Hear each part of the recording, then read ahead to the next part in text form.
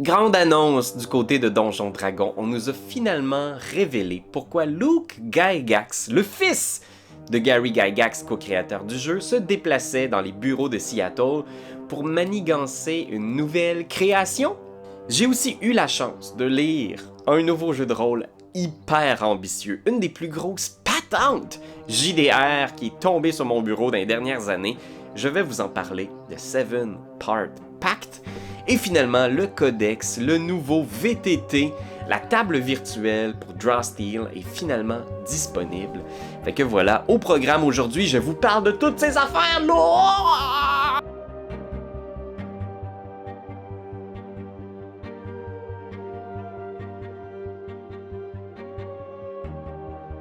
Il y a tellement de rumeurs qui ont circulé récemment sur un projet secret à Seattle, une possible 6e édition. On nous a annoncé à GaryCon. Donc GaryCon, c'est une convention créée par Luke Gygax qui se veut une espèce d'hommage au créateur du jeu. Luke Gygax a fait une annonce avec Dan Ayoub, le directeur créatif, le nouveau directeur créatif de D&D, pour dire qu'il y aurait un livre dans l'univers de Greyhawk. Ça va s'appeler The Melf's Guide to Greyhawk. Fait qu'on est dans la bonne vieille formule des présentations par un personnage légendaire qui nous amène et qui nous détaille un monde avec toutes ces petites particularités, ces monstres, des nouveaux sorts, des nouvelles classes, peut-être des sous-classes. Moi, j'ai trouvé ça particulièrement intéressant parce que dans le livre de 2024, Greyhawk est utilisé comme modèle pour présenter comment créer un monde pour D&D. Mais on nous donne très peu de détails sur la politique, la philosophie de cet univers-là, qui à mon avis est un très bon univers pour débuter dans le jeu de rôle.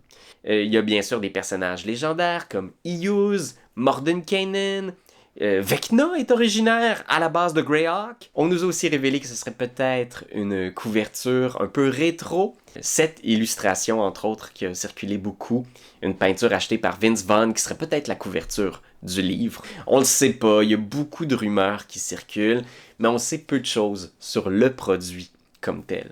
On sait juste que c'est Luke Gygax, donc le fils de Gary, qui va être un des consultants principaux pour l'écriture de ce livre. Je pense que ça va être intéressant pour les joueurs qui cherchent à retourner à des racines un peu plus vieille école dans D&D, un peu moins le high fantasy jeu vidéo qu'on nous propose dans les dernières années. Ça reste du Donjon Dragon, le même système, mais moi je serais intéressé à voir peut-être des petites règles optionnelles pour rendre le jeu un peu plus mortel, un peu plus vieille école. J'ai l'impression qu'il va y avoir un marché qui va être un petit peu courtisé par Wizard of the Coast, le marché des amateurs de jeux OSR, vieille école. Fait que voilà, c'est ce qu'on risque de voir possiblement en 2027. Là. Je pense pas que ça va être la saison des champions qu'on nous a annoncé cet automne. Je pense pas que ça va être tourné autour de Greyhawk, mais qui sait, on va le découvrir bientôt. Fait que pour les amateurs, allez jeter un œil du côté de ça, là. Regardez ça. Et oui, Seven Part Pact. C'est quoi exactement ce gros jeu de rôle? J'en ai entendu parler pour la première fois sur le blog de Queen's Quest. C'est la chaîne de Queen, de Shut Up and Sit Down, qui fait maintenant beaucoup de critiques de jeux de rôle. Et il avait parlé de ce jeu-là comme un espèce de Twilight Imperium jeu de rôle. Fait que le genre de jeu que tu joues avec 7 joueurs, t'as vraiment besoin de 7 joueurs. Tu peux jouer sans avoir 7 joueurs, mais c'est designé pour 7 joueurs. Et c'est un jeu qui peut se jouer pendant toute une journée. Bon, en fait, tu peux jouer sur plusieurs sessions, mais tu sais, c'est vraiment un gros jeu ambitieux. Il va y avoir un Kickstarter qui va être financé par Steve Jackson Games. C'est une collaboration avec J-Dragon, qui est derrière le jeu. Et donc, l'idée, c'est qu'on est des magiciens et on cherche ensemble, dans ce grand pacte de 7 parts, à tenir le monde en place. Cette magie-là, ce pacte-là, ça nous permet de contrôler différents domaines de ce monde-là. Une parcelle du monde est entre leurs mains, que ce soit la mort, la politique, la magie comme telle. Fait que c'est comme si vous étiez les 7 grands juges, les 7 grands Gandalf de ce monde-là, Et vous devez manœuvrer les mortels pour garder l'équilibre du monde. Chaque joueur joue un magicien particulier. Vous êtes soit le nécromancien, le warlock, le hiérophant, et vous avez donc votre domaine, votre spécialité. Donc vous êtes soit le responsable de tout ce qui est religieux.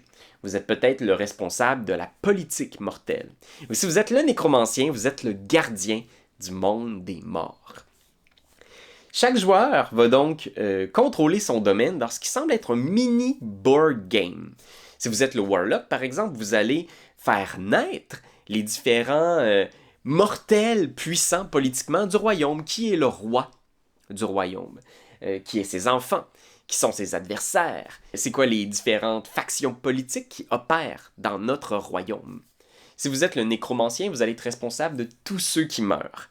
Donc vous allez créer cet inframonde-là, et à chaque fois qu'un personnage important va mourir, il va se retrouver dans votre domaine. Et votre travail, ça va être de l'empêcher de sortir du monde des morts. Et donc tout le monde a comme son mini-jeu, et tout le monde est, à tour de rôle, maître du jeu. C'est-à-dire que s'il y a quelque chose où soudainement il y a une crise concernant la politique mortelle, ben c'est le warlock qui va devoir créer, incarner les oppositions mortelles aux autres joueurs. S'il y a un problème avec la religion, peut-être qu'il y a un dieu qui vient d'apparaître ou un dieu rebelle, ben c'est le hiérophant qui va incarner tous les personnages non-joueurs qui vont venir mettre des bâtons dans les roues des autres joueurs qui concernent la religion. Fait que c'est comme un jeu à multi-MJ. C'est incroyable. Il y a aussi cette espèce de carte du ciel. Donc le système tourne beaucoup autour d'une grande carte du ciel qu'on a au centre de la table. Et graduellement, à chaque mois, donc chaque tour de jeu représente un mois, ben le ciel, les astres vont changer. Et c'est ce qui va avoir une incidence sur les différents pouvoirs des factions et les différentes oppositions qu'on va rencontrer, qu'on va devoir affronter. C'est vraiment intéressant. Ça a l'air essoufflant. Je viens de traverser une première lecture du document Playtest. Donc vous devez savoir, là, ce document-là, je l'ai eu en backant le Patreon de J-Dragon. Et vous pouvez avoir la version, le 4e draft. Donc, l'équipe derrière le jeu continue de travailler dessus jusqu'au socio-financement, mais le jeu va être appelé à changer encore, à évoluer. Mais j'ai trouvé ça vraiment fascinant. C'est tellement une idée ambitieuse. Je veux dire, c'est énorme, c'est très très très très gros. Je pense que ça s'adresse à des gamers qui ont plusieurs MJ dans leur cercle de jeu. Je vois très bien comment des gens pourraient s'initier à être maître de jeu par ce titre-là. Donc, tu te mets autour de la table et forcément, des fois, il va falloir que tu sois un petit peu MJ. Mais c'est pas tous les rôles qui ont la même importance ou incidence. Donc, s'il y a un joueur qui est beaucoup plus à l'aise comme maître de jeu, probablement que c'est lui qui va être la locomotive de notre histoire. Probablement que ce sont ces personnages non-joueurs qui vont être l'opposition principale de notre récit. La session est prévue quand même pour durer quasiment sur le temps de la vie de vos mages, mais il y a plein de choses qui peuvent faire périr vos personnages, vos mages. Aucun mage est immortel. Ce qui est intéressant aussi, c'est que vous choisissez l'âge de votre mage. Est-ce que vous êtes un tout nouveau nécromancien ou est-ce que ça fait des siècles que vous avez cette responsabilité-là? Vous pouvez aussi être au contrôle d'à quel moment votre mage va mourir, va passer le relais à un nouveau personnage. Et ça, je trouve ça hyper intéressant. C'est tellement large, le souffle de cette histoire-là. J'ai quand même comme intention l'idée d'essayer de le tester. J'aimerais vraiment ça pouvoir faire une vidéo qui détaille notre expérience parce que j'ai jamais vu quelque chose du genre. Mais ça prend quand même 7 joueurs. Comme je disais, vous n'êtes pas obligé d'avoir 7 joueurs autour de la table. Il y a certains mages qui peuvent être absents. Donc si vous n'avez pas de nécromancien par exemple, ben, cette opposition-là ne sera jamais vraiment quelque chose que vous allez explorer. Les morts vont rester sagement dans leur royaume des morts. Il n'y a jamais un moment où les morts vont devoir contester leur place dans l'univers.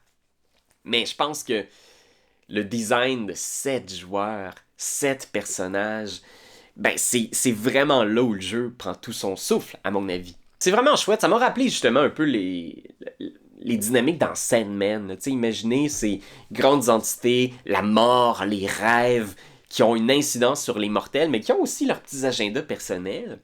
Fait que oui, ça m'a vraiment rappelé cet univers-là. Il y a quelque chose d'un peu divin aussi dans l'histoire qu'on raconte, tu sais. Penser Orphée aux enfers, l'idée d'avoir à...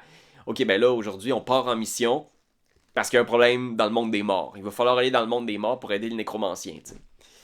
Puis il y a le Wizard Mood, qui est... Vous pouvez participer, si vous le souhaitez, à la fin de chaque mois, au grand rassemblement des mages pour faire une rencontre, puis se parler des problèmes du monde et essayer de trouver des façons de guider nos mortels vers une décision qu'on souhaite pour eux. Mais ça aussi, c'est hyper intéressant parce qu'on parle de pouvoir. On parle de qu'est-ce qui guide nos destins comme mortels. Peut-être un de vos mages devient carrément un ennemi au cours de l'aventure. Ça, c'est à vous de le déterminer. Fait que The Seven Part Pact, on dit que le sociofinancement devrait commencer cet été. Fait que si ça vous intéresse, je vais mettre la page pour vous tenir au courant de quand est-ce que la campagne lance. Mais j'ai bel et bien l'impression que ça va être un truc comme on n'en a jamais vu. Pas pour tout le monde. Pensez-y, 7 joueurs avec qui vous allez jouer, posez-vous la question avant de backer ça, mais si vous aimez ça, les affaires bizarres, les expériences, moi je pense que ça pourrait être vraiment intéressant. Ça m'a pris beaucoup de temps à lire cette maudite patente-là, fait que j'ai moins lu que d'habitude, mais on a joué quand même aussi beaucoup. C'est juste qu'on n'a pas testé beaucoup de nouveaux jeux. On arrive presque à la fin de notre campagne de Forbidden Lands, qui est un système que j'aime beaucoup. Ce sandbox-là est vraiment intéressant, puis il y a un côté très réaliste dans les mécaniques. On se sent super puissant jusqu'au jour où tu roules mal, puis là tu fais « Ok, attends, je pourrais mourir au prochain coup d'épée ». Il y a quelque chose d'extrêmement réaliste dans ce jeu-là. Parfait si vous voulez jouer le Sword and Fantasy à la Conan le Barbare, où tout le monde un peu peut porter une épée, tout le monde peut être un héros. J'ai vraiment aimé ce jeu-là, fait que je vais peut-être faire un petit résumé quand on va finir la campagne, là. On continue de jouer un petit peu à Dolmenwood. On a fini l'aventure dans le guide de campagne. Il y a un petit donjon qui s'appelle The Pipes of Dronmencoon, quelque chose de même.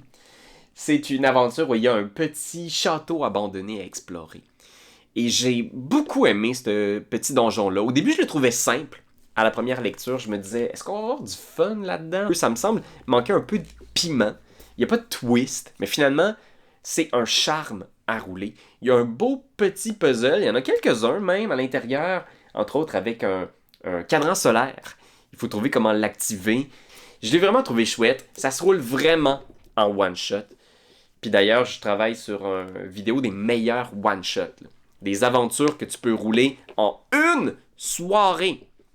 Fait que pas une aventure qui va durer 5-6 heures, que oh regarde, on va finir ça la semaine prochaine. J'ai vraiment besoin de bons one-shot. Fait que si vous connaissez des aventures qui se jouent en 2-3 heures maximum, où tout est contenu dans cette durée-là, laissez-les en commentaire. Je suis en train de faire une vidéo là-dessus.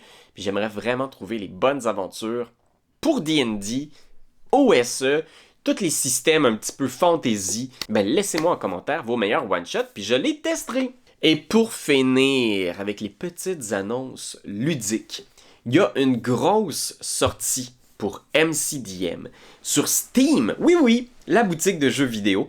Ils viennent de lancer le Codex, qui est leur VTT, donc leur table virtuelle, expressément pour Draw Steel.